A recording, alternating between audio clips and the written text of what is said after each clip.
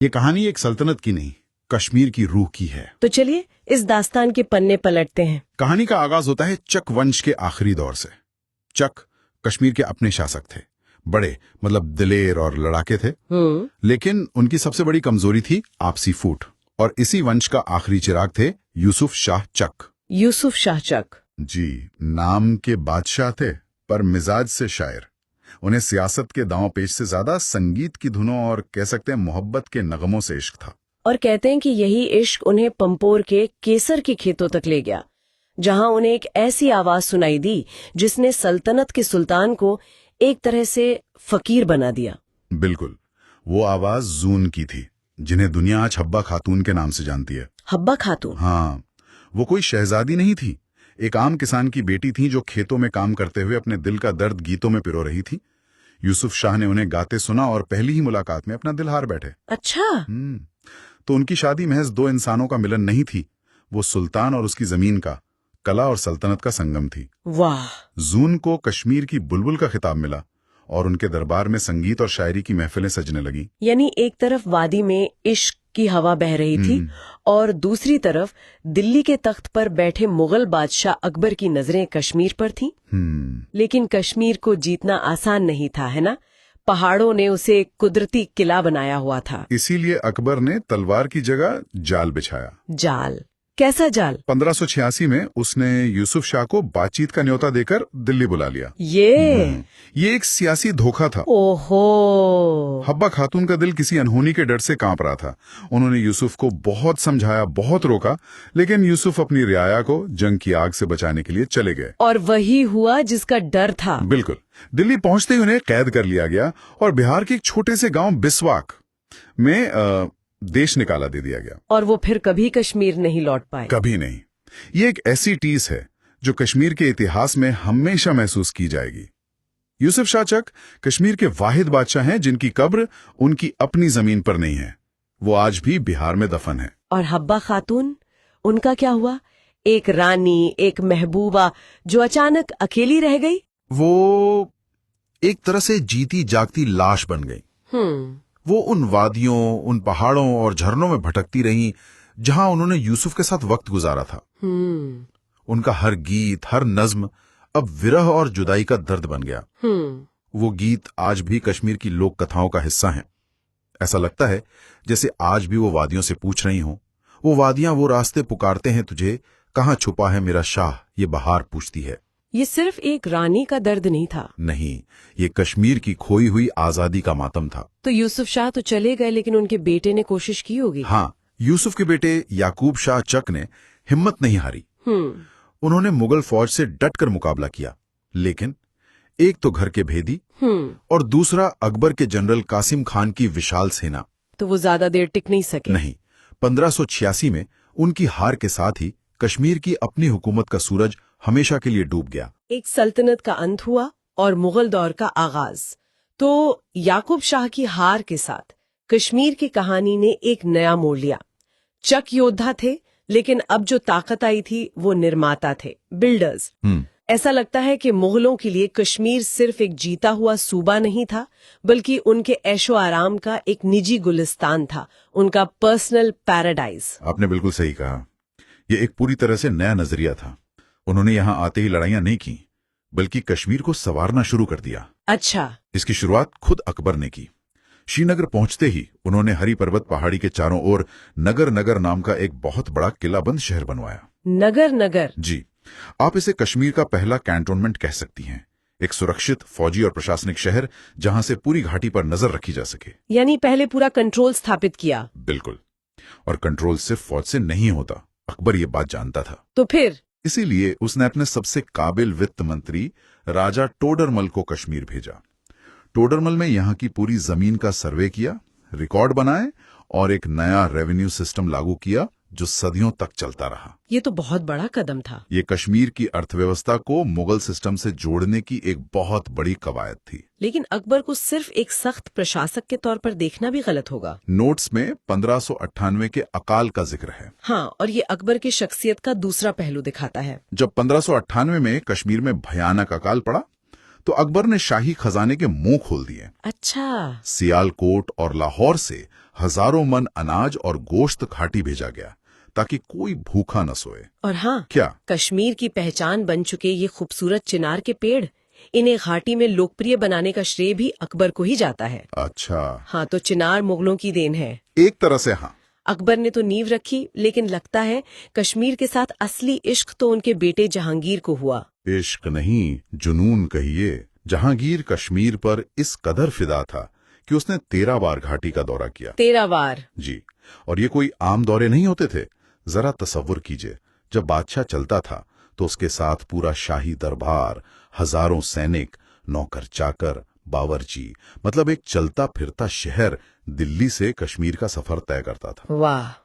इसकी तुलना भी दिलचस्प है। ऑटोमन सुल्तान मक्का और मदीना पर हुकूमत करते थे, पर कभी खुद वहां नहीं गए। और एक जहांगीर था जो बार बार अपने इस जन्नती बाग में खिंचा चला आता था। और यहाँ आके उन्होंने कश्मीर की शक्ल ही बदल दी। आज भी टूरिस्ट जो मुगल गार्डन्स देखने जाते हैं, उनमें से ज्यादातर जहांगीर की ही देन है ना? बिल्कुल। 1619 में अपनी बेगम नूरजहां के लिए उन्होंने शालीमार बाग बनवाया, जिसे प्यार का बसेरा भी कहते हैं। फिर 1620 में झेलम नदी जहाँ से निकलती है, उस वेरीनाग चश्मे के चारों ओर एक खूबसूरत अष्टकोणीय बाग बनवाया। और नूरजहां ने भी कुछ बनवाया था। हाँ, नूरजहां ने भी अच्छबल और जरोखा बाग बनवाए। जहांगीर सिर्फ श्रीनगर तक ही सीमित नहीं रहे। उनके गवर्नर दिलावर खान ने 1620 में किश्तवाड़ को जीता, तो बादशाह खुद वहां केसर के खेत देखने पहुंच गए। और यहीं पर उन्होंने वो मशहूर लाइन कही थी जो आज कश्मीर की पहचान बन गई है। जी हाँ, अपनी किताब तुजुक जहांगीरी में उन्होंने लिखा, अगर फिरदौस बर्रुए जमी हस्त, हमी हस्त, ओ हमी हस्त, ओ हमी हस्त। यानी अगर धरती पर कहीं स्वर्ग है तो वो यही है और बस यही है। और ये सिर्फ शायरी नहीं थी, ये उनका यकीन था। उनकी आखिरी ख्वाहिश भी कश्मीरी थी। अच्छा? जब वो बीमार पड़े और उनसे पूछा गया कि वो क्या चाहते हैं, तो उनका जवाब था, सिर्फ कश्मीर, बाकी सब बेकार है। जहांगीर के बाद आए शाहजहां, जिन्हें हम ताजमहल के लिए जानते हैं। जाहिर है वो कश्मीर में भी अपनी छाप छोड़ने वाले थे। शाहजहां एक मास्टर बिल्डर थे। उन्होंने कश्मीर की वास्तुकला को नई ऊंचाइयों पर पहुंचाया। उनके दौर में उनके प्रधानमंत्री और नूरजहां के भाई आसिफ खान ने 1633 में निशात बाग बनवाया, जो आज भी कश्मीर का सबसे बड़ा मुगल गार्डन है। और चश्मा शाही? उनके गवर्नर अली मर्दान खान ने 1632 में चश्मा शाही बनवाया, जिसके पानी में कुदरती मिनरल्स होने की बात कही जाती है। कहते हैं कि आजादी के बाद प्रधानमंत्री नेहरू भी पीने के लिए इसका पानी दिल्ली मंगवाते थे। सच में? और परी महल, उसका जिक्र भी है। वो तो किसी बाग जैसा नहीं लगता। क्योंकि वो बाग था ही नहीं, उसे शाहजहां के बड़े बेटे दारा शिकोह ने बनवाया था, जो सूफीवाद और फलसफे में गहरी दिलचस्पी रखते थे। परी महल ज्योतिष और सूफी संतों के लिए एक स्कूल था, एक लाइब्रेरी थी, पहाड़ी की ऊंचाई पर बना, जिसे ऊंचे ज्ञान का प्रतीक हो। तो इस पूरे दौर में कश्मीर में खूब दौलत आई। इतनी दौलत की कहावतें बन गई। दरबारी शायर अब्दुल हमीद ने लिखा है कि कश्मीरी कारीगरों के बनाए शॉल और दूसरी चीजों की मांग पूरे हिंदुस्तान के रईसों में थी। गवर्नर जफर खान ने केसर और लकड़ी के व्यापार से सारे टैक्स हटा दिए थे। और वो दूध से हुक्का पीने वाली बात, क्या वो सच है? ये एक मुहावरा है जो उस दौर की खुशहाली को दिखाता है। मतलब कारीगर इतने अमीर हो गए थे कि उनके शौक नवाबी हो गए थे। वाह! लेकिन हर पार्टी का एक अंत होता है, और मुगलों की इस शानदार पार्टी का अंत औरंगजेब के तख्त पर बैठने के साथ हुआ। यहाँ से कहानी का सबसे दिलचस्प मोड़ शुरू होता है। औरंगजेब अपने परदादा, दादा और पिता से बिल्कुल अलग थे। जमीन आसमान का फर्क था। औरंगजेब एक कट्टर सुन्नी शासक थे। उन्हें कश्मीर की ये शान और शौकत, ये संगीत की महफिलें, ये सूफी संतों की पूजा, ये सब फिजूल खर्ची और गैर इस्लामी लगता था। तो वो कभी गए ही नहीं कश्मीर। वो अपनी पूरी जिंदगी में सिर्फ एक बार 1665 में कश्मीर आए, वो भी शायद मजबूरी में। उनके साथ एक फ्रांसीसी यात्री फ्रांसिस बर्नियर भी थे, जिन्होंने कश्मीर को पैराडाइज ऑफ द इंडीज कहा। लेकिन बादशाह को इन सब चीजों से कोई लेना देना नहीं था। तो क्या उनके आते ही पैसा आना बंद हो गया? बिल्कुल। शाही खजाने से कश्मीर में पैसा लगना बंद हो गया। अब गवर्नरों को हुक्म था कि वो यहाँ से पैसा कमाकर दिल्ली भेजें। ओह, तो यहीं से गवर्नर राज की उस सख्ती की शुरुआत हुई। जी, जो आगे चलकर कश्मीर के लिए नासूर बन गई। औरंगजेब का जुनून कश्मीर नहीं, दक्कन के किले थे। हाँ, ये तो मैंने सुना है। अपनी जिंदगी के आखिरी 25 साल मराठों से लड़ते हुए वहीं रहे। उनके अपने बेटे आजम ने तंग आकर कहा था, ये चट्टानों के ढेर से कैसी दीवानगी है।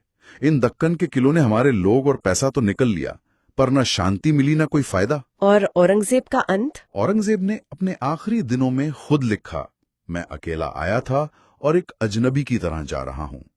उनके साथ ही मुगलों का सुनहरा दौर भी खत्म हो गया। तो औरंगजेब की मौत के बाद मुगल साम्राज्य कमजोर पड़ने लगा।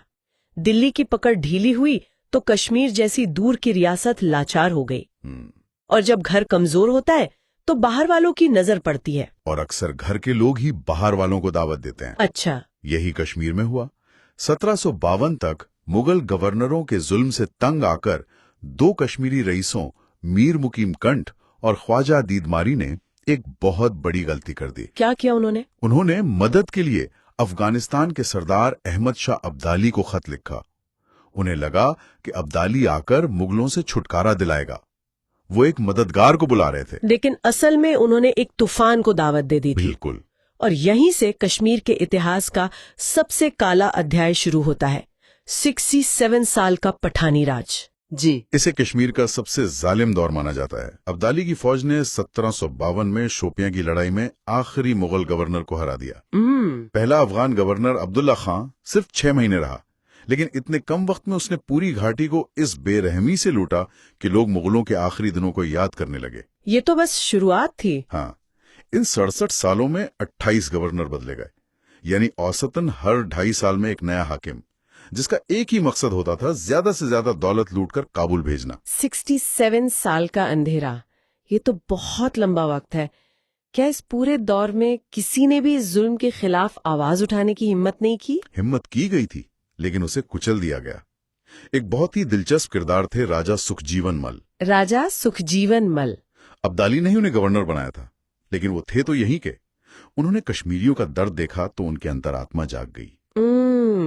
उन्होंने काबुल को टैक्स भेजने से मना कर दिया और अपनी आजादी का ऐलान कर दिया। अरे वाह! वो हिंदुओं और मुसलमानों में एकता बनाए रखने के लिए जुमे की नमाज में भी शरीक होते थे। जब अकाल पड़ा तो उन्होंने सरकारी गोदाम आम लोगों के लिए खोल दिए। लेकिन जाहिर है ये बगावत ज्यादा दिन नहीं चली होगी। नहीं, अब्दाली ने एक बड़ी फौज भेजकर उन्हें पकड़वा लिया और बेरहमी से मरवा दिया। लेकिन इस दौर में भी कुछ निर्माण कार्य का जिक्र है, जैसे अमीरा कदल पुल और शेरगढ़ी पैलेस। हाँ, और यहीं पर अफगान सोच का फर्क साफ दिखता है।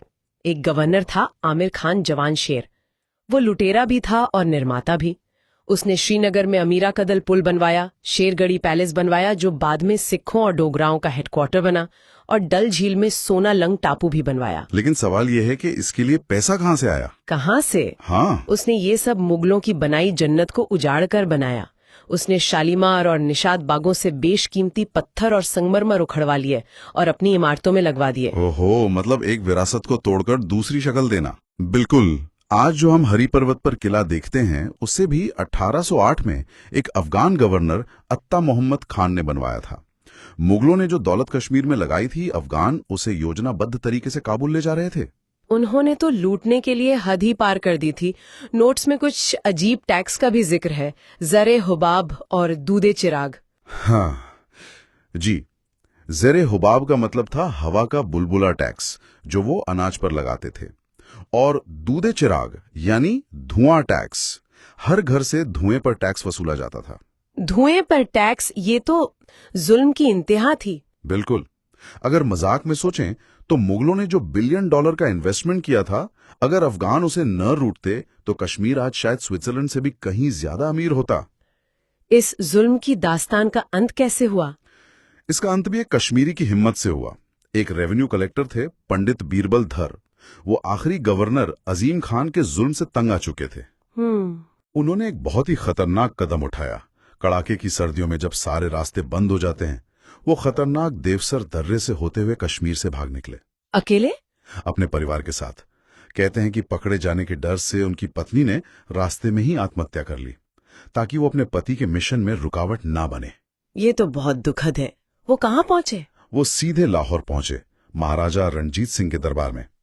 उन्होंने रणजीत सिंह को कश्मीर की दर्द भरी कहानी सुनाई और उन्हें अफगानों पर हमला करने के लिए मना लिया। तो रणजीत सिंह मान गए? हाँ, उन्होंने अपने सबसे काबिल जनरल मेजर दीवान चंद और गुलाब सिंह को एक बड़ी फौज देकर भेजा। तो एक बार फिर शोपियां में जंग हुई। जी हाँ, इतिहास ने खुद को दोहराया। 1819 में उसी शोपिया में सिखों ने आखिरी अफगान गवर्नर जब्बार खान को हरा दिया। और इसी के साथ कश्मीर पर 67 साल लंबे क्रूर अफगान राज का अंत हुआ। पठानों का दौर खत्म हुआ और सिखों के दौर के लिए जमीन तैयार हो गई। तो एक प्रेम कहानी से शुरू हुई दास्तां कश्मीर की आजादी के छिन जाने, मुगलों के बनाए स्वर्ग और फिर अफगानों के लाए नर्क से गुजरती है। ये उतार चढ़ाव की एक अविश्वसनीय कहानी है जो दिखाती है कि वक्त कैसे बदलता है। और ये एक बहुत अहम सवाल खड़ा करता है। क्या अफगानों के जाने के बाद क्या कश्मीर को वो आजादी वापस मिली जिसकी उसे तलाश थी, या कहानी ने बस एक और मोड़ लिया और सिखों का राज पठानों से कितना अलग था, ये शायद हम अगली बार जानेंगे। और हम अपने श्रोताओं को इस एक ख्याल के साथ छोड़ जाते हैं कि इतिहास में कितनी बार मदद के लिए बुलावा असल में तबाही को दावत बन जाता है। कश्मीर ने ये सबक बहुत भारी कीमत चुकाकर सीखा।